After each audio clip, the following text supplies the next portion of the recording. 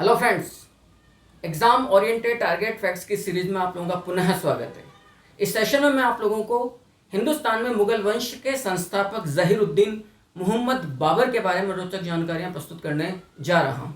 बाबर जो एक विदेशी आक्रमणकारी के रूप में दिल्ली सल्तनत के अंदर आया था, या मैं यूँ कहूँ दिल्ली सल्तनत का अंत करने वाला या दिल्ली सल्तनत का अंतिम विदेशी आक्रमणकारी ज़हीरुद्दीन मुहम्मद बाबर था, जिसके हाथों पानीपत के प्रथम मैदान में 21 अप्रैल 1526 ईस्वी को न केवल दिल्ली सल्तनत अपितु दिल्ली सल्तनत के अंतिम सुल्तान इब्राहिम लोदी के भाग्य का भी अस्त हो गया था।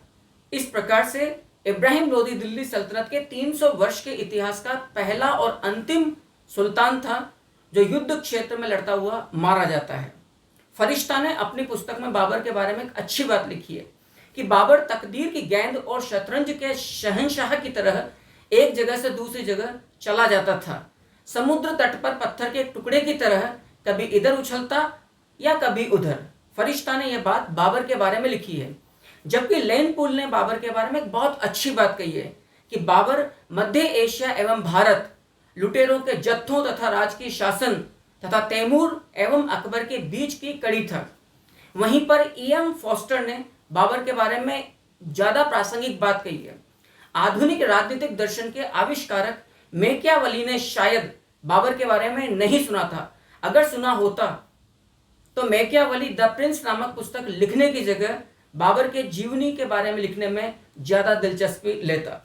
बाबर का जन्म 14 फरवरी 1483 ईस्वी को फरगना मध्य एशिया के अंदर जो ट्रांस ऑक्सियाना का एक प्रदेश है वहां पर हुआ था। बाबर का शाब्दिक अर्थ फारसी भाषा में बाघ अर्थात टाइगर होता है। बाबर तुर्की जाति की चुगताई शाखा का व्यक्ति था। बाबर के पिता का नाम था उमर शेख मिर्जा जो फरगना का सरदार था, जबकि बाबर की माता कुतलुग निगार खानम थी। बाबर को कई नामों से उपनामों से जाना गया है, याद रखिएगा। गुलबदन बेगम जो बाबर की पुत्री थी एवं गुलबदन बेगम ने अपने भाई मुगल बादशाह हुमायूं के शासनकाल में फारसी भाषा में हुमायूं नामक एक प्रसिद्ध ग्रंथ लिखा था। गुलबदन बेगम अपने प्रसिद्ध ग्रंथ हुमायूं नामा में बाबर को हजरत फिरदौस मकानी की उपाधि प्रदान करती है। दोबारा सुनिएगा, जी हाँ, बाबर को उसकी पुत्री गुलबदन बेगम हजरत फिरदौस मकानी की उपाधि प्रदान करती है। जबकि पानीपत विजय की स्मृति में पानीपत का युद्ध, जैसा कि मैंने अभी कहा, 21 अप्रैल 1526 ईस्वी को लड़ा गया था और इसमें बाबर विजयी रहा और उसने पानीपत के प्रथम मैदान में मुगल वंश की स्थापना करी थी। तो पानीपत विजय की स्मृति से बाबर इतना प्रसन्न हुआ था कि उसने इतना धन लुटाया कि काबुल के प्रत्येक निवासी को चांदी का एक शाहरुखी सिक्का उपहार में प्राप्त हुआ था, या बाबर ने वो शाहरुखी नामक चांदी का सिक्का काबुल के हर निवासी को खुशी में बांटा था ताकि वो जनता में लोकप्रियता हासिल कर सके, और वही हुआ। याद रखिएगा, बाबर को काबुल की जनता कलंदर के नाम से भी जानती थी। दूसरा, बाबर के बारे में 1526 ईस्वी में बाबर ने स्वयं को खाकान की उपाधि भी प्रदान करी है। बाबर की पैतृक एक उपाधि मिर्जा भी है और बाबर ने स्वयं को खाकान की उपाधि भी प्रदान करी।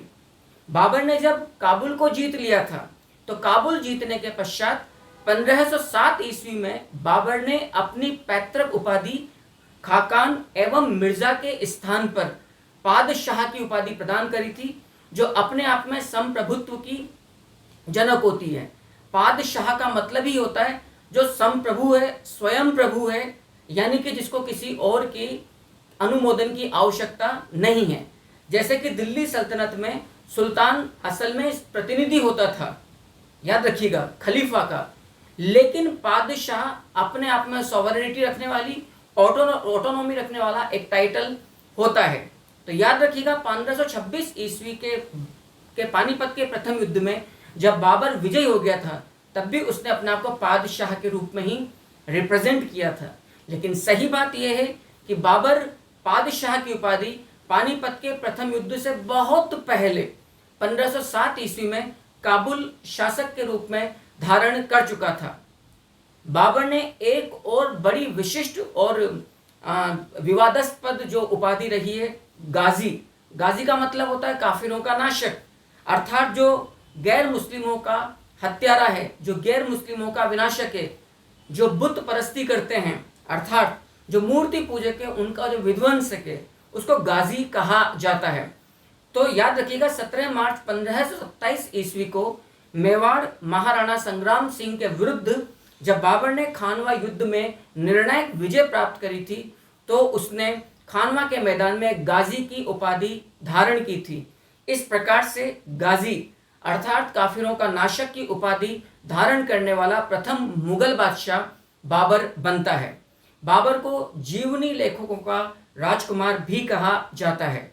दोबारा सुनिएगा, जीवनी लेखकों का राजकुमार भी बाबर को कहा जाता है। बाबर आजीविका ढूंढने वाले सैनिक के रूप में भी विख्यात रहा है, जबकि प्रोफेसर रशब्रुक विलियम्स ने बाबर को साम्राज्य निर्माता कहा है। बाबर को एक विशिष्ट धार्मिक व्यक्ति, सैनिक विद्वान एवं डेनिसन रॉस ने मेकियावली के समतुल्य भी बताया है। बाबर के धार्मिक पीर, पीर का मतलब होता है गुरु, अर्थात बाबर के यदि हम धार्मिक गुरु या पीर की बात करें तो वो नक्शबंदी सिलसिले का उबैदुल्लाह अहरार है। इसी प्रकार के अन्य रोचक तथ्यों की जानकारी प्राप्त करने के लिए प्लीज चैनल को सब्सक्राइब कीजिए, लाइक कीजिए एवं कमेंट अवश्य कीजिएगा। Thank you very much.